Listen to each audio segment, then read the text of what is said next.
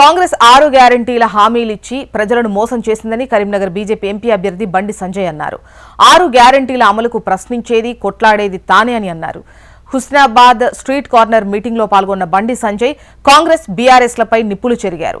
కరీంనగర్ నియోజకవర్గానికి 5 ఏళ్లలో 12,000 కోట్ల నిధులు తీసుకొచ్చి అభివృద్ధి చేశారని గుర్తు చేశారు. గురువుకే పంగనామాలు పెట్టినోడు పొన్నం ప్రభాకర్ అన్నారు. ప్రజాస్వామ్యబద్ధంగా ఓట్లడిగే బిచ్చగాడిని అన్నారు. 6 గ్యారెంటీలు అన్నారు లేదా? అది చూసే ఓటేసారు కదా. మరి 6 గ్యారెంటీలు ఎన్ని రోజులు వేస్తున్నారు? 100 రోజులు 6 గ్యారెంటీలు ఇస్తున్నారు. ఇవాళకి ఎన్ని రోజులే? 100 రోజులు ఎప్పుడో వీకెండ్ 4 నెలలు దాటింది పడి. మరి ఇవాళ లేదా?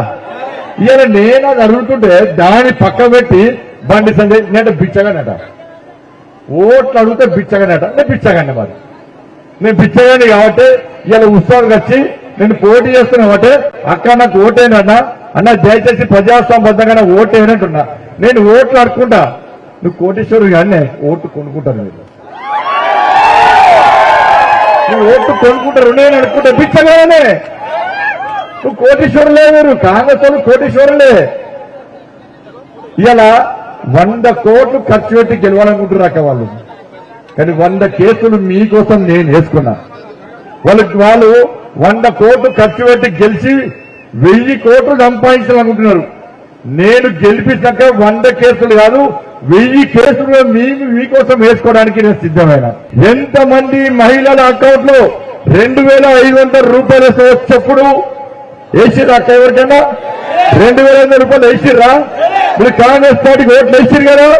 మరి 2,500 రూపాయల అకౌంట్ లో ఎందుకేలే? 4,000 రూపాయలు ఆసరా పెన్షన్ ఇస్తారు.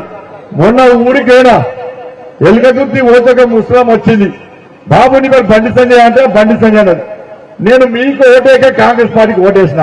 ఎందుకు వేసినాం అంటే వీళ్ళు తలపడి వాళ్ళగా 4,000 రూపాయలు అకౌంట్ వేస్తున్నారు. ఈ రోజు టీవీ చూస్తున్నా కళ్ళని కాయ హత్తున్నాయి. ఎదుగుతున్నాం అంటే అన్ని చెప్తున్నారని 4,000 రూపాయలు కూడా చెప్తలేదా?